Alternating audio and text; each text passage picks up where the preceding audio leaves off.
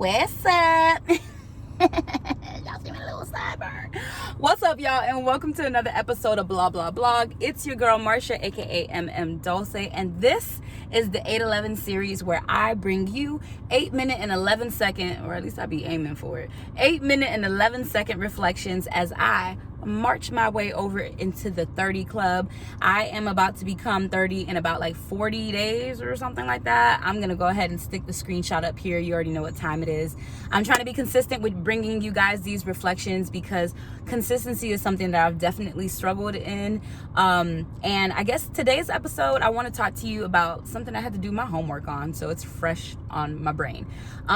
Over the course of my 20s, and I guess it's starting from like way before then, career is something that we always think about, right? When we think about what we want to be when we grow up and all these other things. And for a long time, I followed what my mom wanted me to do. So I'm really hoping that if there are any college students watching these videos, or any people in their 20s still trying to figure their path out, that you guys get some benefit from this. You're not supposed to have it all figured out. You're not supposed to have it all figured out just because you go to college. You're not supposed to have it figured out just because you turn a certain age. You're not supposed to figure it out just because you go to graduate school or just because you come from a privileged family. None of these things just automatically spell having life figured out. Like, life is very much a bucket of shit no matter who you are and what family you're born from. Now, sure, some people's bucket of shit is more refined and they have a little bit more support and a plunger. Some people are shitting in a hole, but no matter which way you swing it, shit's gonna come your way. And when it comes to figuring out like where I was meant to be, I was first trying to do this whole pre-med thing to make my mom happy. I wanted to become a doctor. My mom is a single mother of 2. I'm turning 30 and my brother's actually turning 40. And it's been really difficult to watch her come home from working these crazy dog hours at a soda factory, you know, and she's blue collar to the T. She actually had a blue collared uniform with her name on it. And it sucks to see the woman that gave so much of herself to provide for kids, for her kids. It sucks to not be able to give back. So I definitely thought I was supposed to do the whole pre-med thing.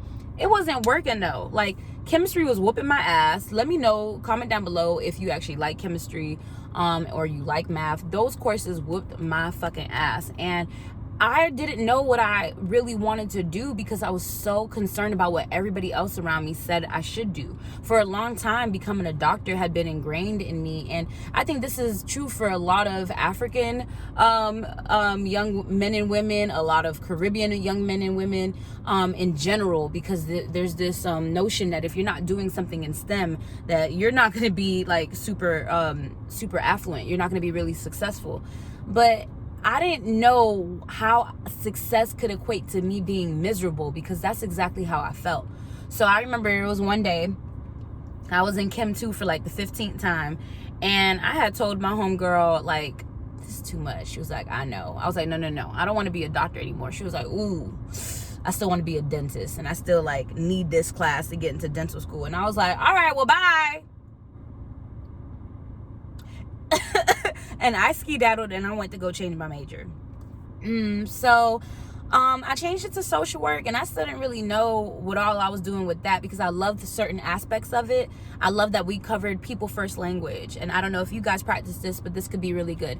Instead of calling someone a homeless person, which just fucking devalues them and, you know, reduces them to their possessions, using people first language is something that we learned in social work. So instead of saying a homeless person, for example, you would say a person experiencing homelessness, because at the end of the day, whether this is a homeless person, whether it's someone experiencing homelessness, someone with a drug addiction, they're people first. And so it's really important that we like use people first language. So I really loved my program, and honestly, just because I graduated with a better major did not mean I had it all figured out. Still, as I like worked different jobs in higher education, which I stuck to what made me happy. I already had a student job in education at Florida State, so I was like, you know what, let me keep this going. I'm just trying to show y'all my sideburns, child. I was like, let me keep this going, and I'm gonna go ahead and yeah, I'm gonna go ahead and do another higher ed job.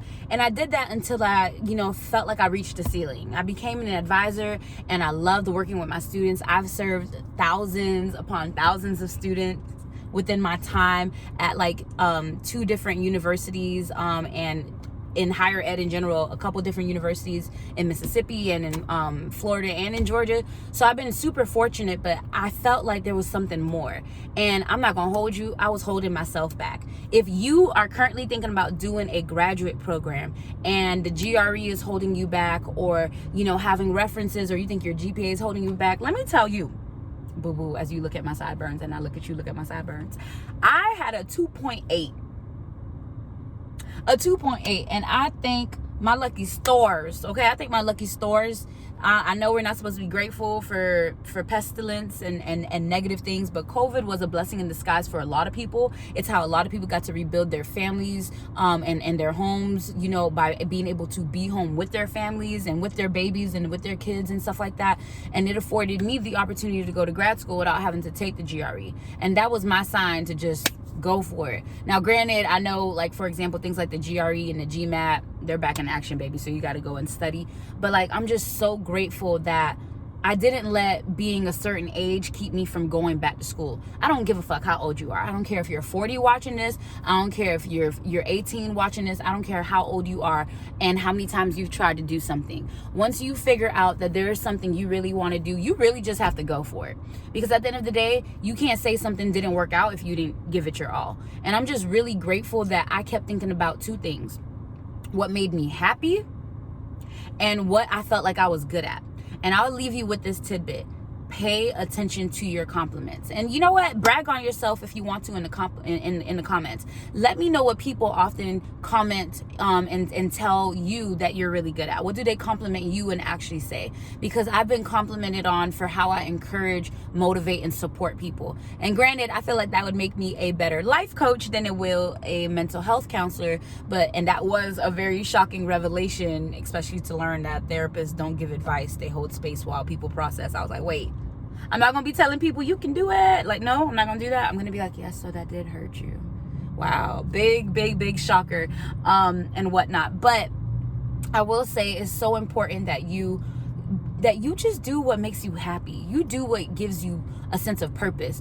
2 important dates will be on your tombstone, right? The day you were born and the day you leave this earth. But there's a date in the middle where you really figure out why the fuck you're here in the first place. And it's that dash in the middle that you really got to make worthwhile. No matter how long you're on this earth, whether you're here for just a short couple decades or you're here for the long haul, damn near pushing a century, bitch. God damn, people really do be turning a century-year-old. Make it worthwhile, okay? Do all the things that make you happy. That's all I gotta say. Thank you for tuning into this episode. Love you guys. Mwah.